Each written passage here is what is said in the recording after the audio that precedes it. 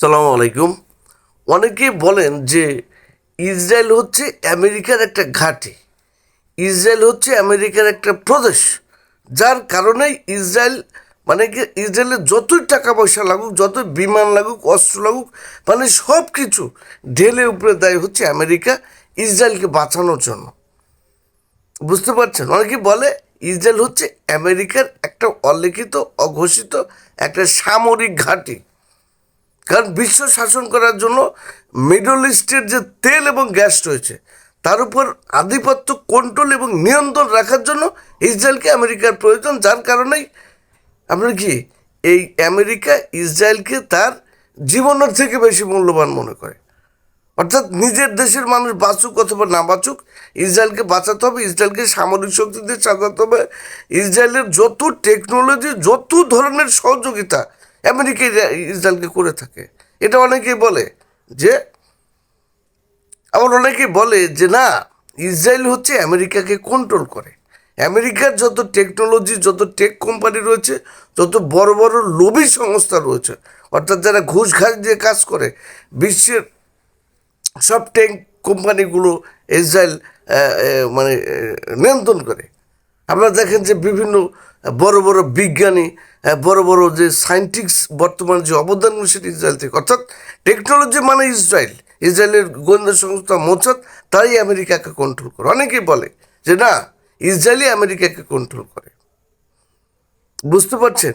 তো এখন প্রশ্ন হচ্ছে, এই যে টেকনোলজির জাদুকর ইসরায়েলি আমেরিকা, তারা এই যে সাইবার সংক্রান্ত আপনার স্থল জল যেখানেই বলুন না কেন, সামরিকভাবে একটা জাদুকর হচ্ছে ইসরায়েল এবং আমেরিকা।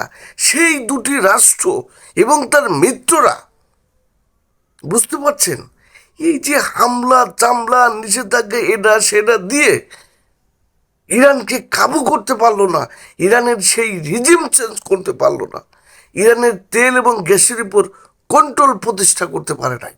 চিন্তা করে একবার দেখছেন, একবার মনোযোগ সহকারে আপনারা যারা আন্তর্জাতিক খবর রাখেন তারা বিষয়টি ভালো করে দেখেন। বিশ্বে আমেরিকার মতো একটা সুপার পাওয়ার, যার 700-800 সামরিক ঘাঁটি রয়েছে, টেকনোলজির জাদুঘর, সেই তারা ইরানকে 42 দিনের যুদ্ধের আগেও আপনারা দেখেছেন যে 12 দিনের যুদ্ধ হয়েছে। এত যুদ্ধের পরেও ইরানকে কিন্তু আলোচনার টেবিলে তাদের মন মতো কোনো চুক্তি করাতে পারলো না। এর কারণ কি বলেন? এর কারণ হচ্ছে এই চায়না। অনেকেই বলবেন যে এই চায়নার সহযোগিতায় ইরান আজকে এত টেকনোলজি, এত কিছু অধিকার মানে আপনার ক্ষমতা অর্জন করতে পেরেছে। বুঝতে পারছেন? তো এখন যদি আমরা বলি যে না, ইরান এই চায়নাকেই আপনার ইরান কন্ট্রোল করছে, এটা আপনি লিখে রাখেন। আপনার পুরো চায়নাকে কন্ট্রোল করে ইরান। ইসরায়েল যেমন আমেরিকাকে কন্ট্রোল করে, ঠিক তেমনি এই বর্তমান ইরান এই চায়নাকে কন্ট্রোল করে। আপনার দেখেন, ইসরায়েল যেমন রাতারাতি বিজ্ঞান এবং টেকনোলজির যে অধিকারী হয়ে গিয়েছে, ঠিক আপনারা দেখেন কিছুদিন আগেও কিন্তু ইরান মানে কিছু একটা বানাতে পারতো না, কিন্তু বর্তমানে ইরান এখন একটা টেকনোলজির জাদুঘর। বুঝতে পারছেন? তো আমরা বলতে পারি যে ইসরায়েল আমেরিকা যেভাবে কন্ট্রোল করছে, ঠিক তেমনি ইরান কিন্তু চায়নাকে কন্ট্রোল করছে। কীভাবে একটু এবারে এই আলোচনা আছে।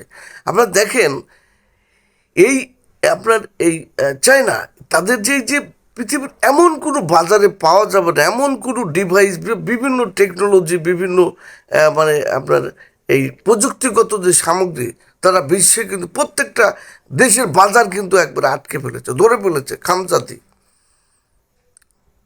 আর এগুলো কিসের সাথে? তেল এবং গ্যাসের জন্য। বুঝতে পারছেন? তো আমেরিকা যেমন তেল এবং গ্যাসের জন্য ইসরায়েলকে যেমন ভালোবাসে, বিজ্ঞান টেকনোলজি সাজিয়েছে নিরুপায় হয়ে, ঠিক তেমনই আজকে চীনের অস্তিত্ব ধরে রাখতে হলে ইরানকে দরকার। ইরান ছাড়া আমরা চায়না একদিনও টিকতে পারবে না। আর এই সুযোগটাই কিন্তু নিয়েছে হচ্ছে ইরান। ইরান বলছে তোমার যত টেকনোলজি আছে আমাকে দিতে হবে, মানে আমি তেল গ্যাস বন্ধ করে দেব।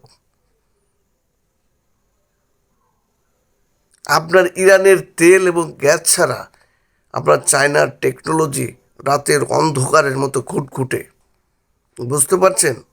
আর এই সুযোগে তারা কিন্তু আপনার এই চায়নার যত টেকনোলজি আছে সব কিছু তারা বুঝে নিয়েছে।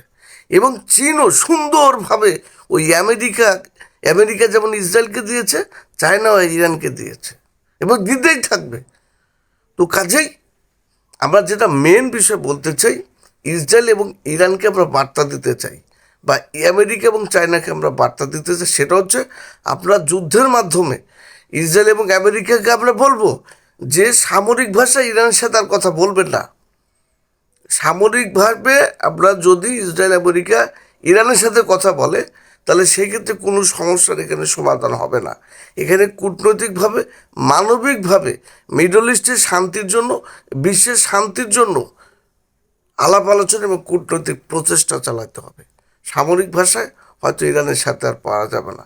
আমরা বলছি না এখানে ইসরায়েল এবং আমেরিকার পরাজয় হয়েছে, অর্থাৎ ইসরায়েল এবং আপনার আমেরিকার মধ্যে যেমন বন্ধুত্ব, আত্মার বন্ধুত্ব তৈরি হচ্ছে স্বার্থগতভাবে, ভূকৌশলভাবে, অনেক কিছুর বিষয়ে। তো ঠিক তেমনি আপনার এই চায়না ইরানের আপনার ওই ইরান এবং আপনার চায়নার মধ্যে ঠিক এরকম একটা আত্মার বন্ধন তৈরি হয়েছে, অর্থাৎ একে অপরকে ছাড়া চলতে পারবে না। ঠিক এইরকম সিচুয়েশন বর্তমান হয়েছে। কাজে বুঝতে পারছেন, এখন যারা বলেন যে ইসরায়েল আমেরিকাকে চালায়, এটাও যেমন সত্যি, আবার আমেরিকা আপনার ইসরায়েলকে বাঁচানোর জন্য তাদের জীবন দিয়ে দেন, উপায় নেই। ঠিক তেমনি আপনার এই চায়না তার নিজের স্বার্থে আপনার ইরানকে বাঁচিয়ে রাখার একটা প্রয়োজন হয়ে দাঁড়িয়েছে। এটা করতে হবে, নইলে চায়নাও ঢুসে পড়বে। আবার অনুরূপভাবে আপনার ইরান চায়নাকে সহযোগিতা করছে তাদের বিভিন্ন খনিজ সম্পত্তি, তার মাধ্যমে তার টেকনোলজিগুলো গুছিয়ে নিচ্ছে। তো এটাই হচ্ছে বর্তমানে মিডল ইস্টে খেলা চলছে। আমরা চাই সামরিক ভাষা নয়, কোনো জীবনের বিনিময়ে নয়, কোনো রক্তের বিনিময়ে নয়। আমরা মনে করি মিডল ইস্টে বর্তমানে যে পলিটিক্স চলছে সেটা আলাপ আলোচনা এবং কূটনীতির মাধ্যমে সমাধান করতে হবে। সামরিক ভাষার মাধ্যমে করলে এটা উভয় ক্ষেত্রে ক্ষতিগ্রস্ত হবে এবং বিশ্বে মানুষের ভোগান্তি বাড়বে। সবাই বিষয়টা বুঝতে পেরেছেন। সবাই ভালো থাকবেন। আল্লাহ হাফেজ।